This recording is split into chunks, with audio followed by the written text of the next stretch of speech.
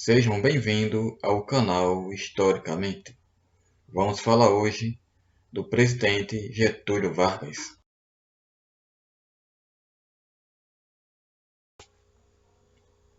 Getúlio Dornelles Vargas foi um advogado e político brasileiro. Foi presidente do Brasil em dois períodos. O primeiro período foi de 15 anos, de 1930 até 1945. Vargas fez um golpe de Estado Novo, ou a Terceira República Brasileira. Foi o regime político brasileiro, instaurado por Getúlio Vargas em 10 de novembro de 1937 até 1945. O Estado Novo também foi considerado mais tardiamente como um precursor da ditadura militar no Brasil, que teve início com o golpe de 1964.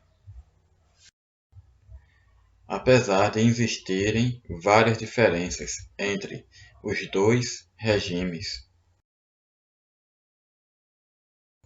Vargas foi perseguido por Lacerda, que queria sua renúncia. Lacerda fez sua primeira ação contra o governo de Getúlio Vargas, implantando com a Revolução de 1930. Deu-se em janeiro de 1931, quando planejou incentivar marchas de desempregados no Rio de Janeiro e Santos, durante as quais ocorriam ataques ao comércio. Getúlio era chamado por seus simpatizantes de pai dos pobres, pela legislação trabalhista e política sociais adotada sob seu governo. O Manifesto dos Mineiros foi um documento de 1943 que marcou o início da oposição aberta ao Estado Novo, criticando abertamente o regime ditatorial daquele período. Assinado por 76 políticos, intelectuais e empresários de Minas Gerais. Exigia a redemocratização e era passado clandestinamente de mão em mão. No dia 29 de outubro de 1945, Getúlio Vargas, como o próprio ressalta em sua carta-testamento, renunciou ante a iminência de ser deposto por um golpe militar, sendo conduzido ao exílio na sua cidade natal, São Borja, no dia 2 de dezembro do mesmo ano. Foram realizadas eleições livres para o parlamento e presidência, na quais Getúlio seria eleito senador pela maior votação da época. Era o fim da era Vargas, mas não o fim de Getúlio Vargas, que em 1951 retornaria à presidência pelo voto popular. A candidatura de Getúlio foi lançada no dia 19 de abril, dia do seu aniversário, depois da candidatura de Eduardo Gomes, da UDN.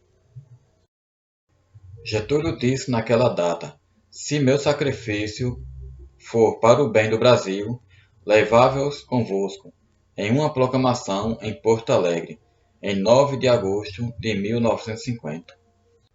Então, já com 68 anos, percorreu todas as regiões do Brasil, em campanha eleitoral, pronunciando de 9 de agosto a 30 de setembro, em 77 cidades, discursos nos quais relembrava suas obras nas regiões em que discursava. O primeiro discurso foi em Porto Alegre e o último de São Borja, prometendo em 12 de agosto, na cidade do Rio de Janeiro, que o povo subiria com ele na escadaria do Palácio do Catete. Se for eleito, ao 3 de outubro, no ato da posse, o povo subirá comigo na escada do Catete e comigo ficará no governo. Getúlio foi eleito presidente da República, como candidato do PTB, em 3 de outubro de 1950, derrotando a UDN, que tinha como candidato novamente Eduardo Gomes, e o Partido Social Democrático, que tinha como candidato o mineiro Cristiano Machado. Muitos membros do PSD abandonaram o candidato Cristiano Machado e apoiaram Getúlio. Desse episódio que surgiu a expressão cristianizar um candidato, que significa um candidato que foi abandonado pelo próprio partido político, como relata o jornalista Carmo Chagas, em Política, Arte de Minas. Getúlio declarou que só levou adiante sua candidatura à presidência da República quando ficou claro que não seria possível uma candidatura única de conciliação nacional. Getúlio tomou posse na presidência da República em 31 de janeiro de 1951, no Palácio do Catete, sucedendo ao presidente Eurico Gaspar Dutra. O ministério foi modificado 2 vezes, por causa do crime da Rua Toneleiro.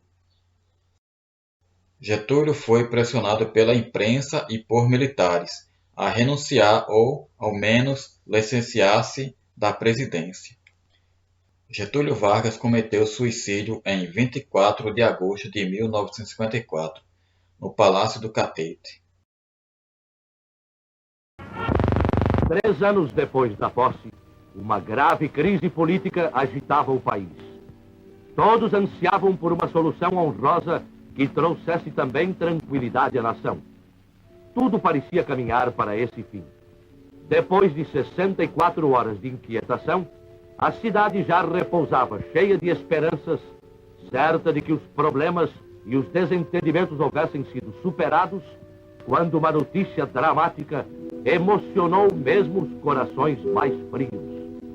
Pusera termo à vida o presidente Vargas.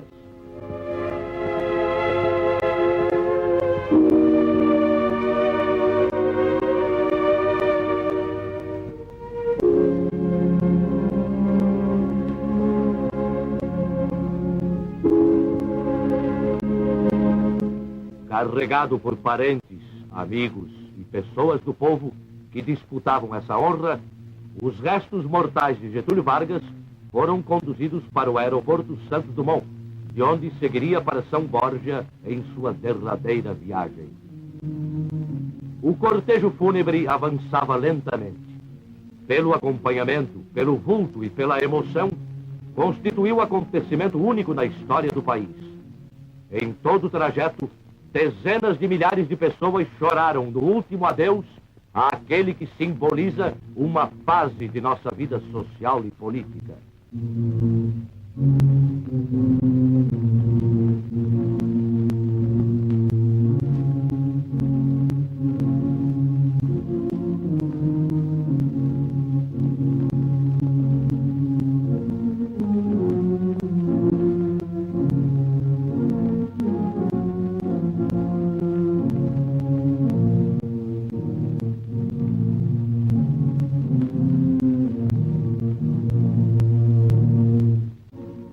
O sepultamento em São Borja foi doloroso para todo o país.